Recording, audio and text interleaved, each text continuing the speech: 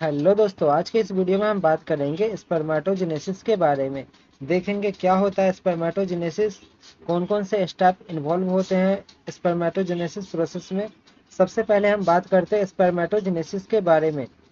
So spermatogenesis, the process of formation of male gamete that is sperm within the testis of seminiferous tubules is called as spermatogenesis। Spermatogenesis एक process होता है जिसके द्वारा sperm का formation होता है testis के सेमिनिफेरस ट्यूब्यूल्स के अंदर। जेनेसिस स्टार्ट होता है प्यूबर्टी के अंदर। It is the process in which spermatozoa are produce from spermatogonial cell germ sales.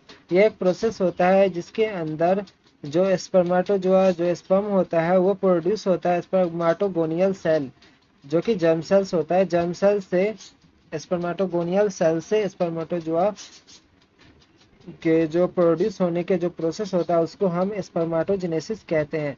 So spermatogenesis occur inside the seminiferous tubules. So step involved in spermatogenesis, the following steps are involved in the process of spermatogenesis in mail.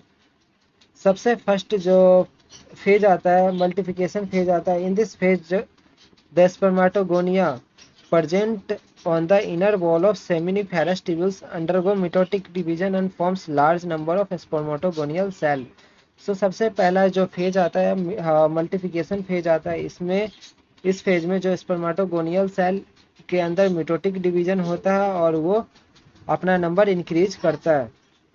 Second जो phase आता है growth phase आता है, जिसमें कि spermatogonial cell grow करता है अपने साइज में और फॉर्म करता है प्राइमरी स्पर्मेटोसाइट। जो प्राइमरी स्पर्मेटोसाइट का साइज होता है ये बड़ा होता है स्पर्मेटोगोनियल सेल से। इसको ग्रोथ फेज कहते हैं। इसके बाद थर्ड जो फेज आता है maturation phase. During this phase जो डिप्लॉयड प्राइमरी स्पर्मेटोसाइट है, जो ये प्राइमरी स्पर्मेटोसाइट जो बना है इसके अंदर फर्स्ट मियोटिक डिवीजन होता है और फॉर्म करता है टू हैप्लॉयड सेकेंडरी स्पर्मेटोसाइट। इसके अंदर मियोटिक डिवीजन होगा और फॉर्म करेगा to haploid spermatocyte. Then these secondary spermatocyte undergo second meiotic division and form करेगा 4 स्पर्मेटिड फॉर्म करते हैं जो कि हैप्लॉइड होते हैं और इक्वल इन साइज होते हैं। तो जो स्पर्मेटिड फॉर्म हुए हैं इसमें सेकेंडरी स्पर्मेटोसाइट से जो स्पर्मेटिड फॉर्म हुए वो नॉन मोटाइल होते हैं। ट्रांसफॉर्म करते हैं ये अपने आप को एक्टिव स्पर्मेटोजोआ में। During process cold spermatogenesis process के द्वारा ये ट्रांसपोर्ट करते हैं अपने को एक्टिव मोटाइल स्पर्म के अंदर। बाद आता है स्पर्मिएशन।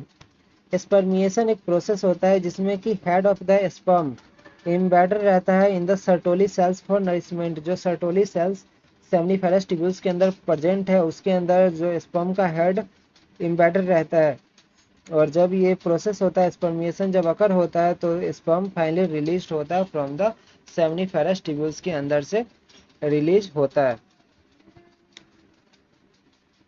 जैसे कि डायग्राम की मदद से हम आसानी से समझ सकते हैं, जो स्पर्मेटोगोनिया है ये अपना साइज इंक्रीज करता है और ये प्राइमरी स्पर्मेटोसाइट फॉर्म करता है।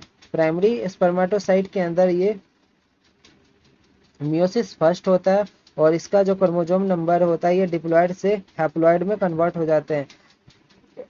अब ये दोनों सेल में n नंबर ऑफ क्रोमोसोम होता है और ये सेकेंडरी स्पर्मेटोसाइट फॉर्म करते हैं। फिर सेकेंडरी स्पर्मेटोसाइट के अंदर मियोसिस सेकंड होता है और ये 4 जो है स्पर्मेटिड फॉर्म करते हैं। ये स्पर्मेटिड्स फॉर्म होते हैं, ये नॉन मोटाइल होते हैं। ये ट्रांसफॉर्म करते हैं नॉन मोटाइल से मोटाइल के अंदर by the process called spermiogenesis के द्वारा। स्पर्मियोजेनेसिस के द्वारा ये स्पर्म के अंदर कन्वर्ट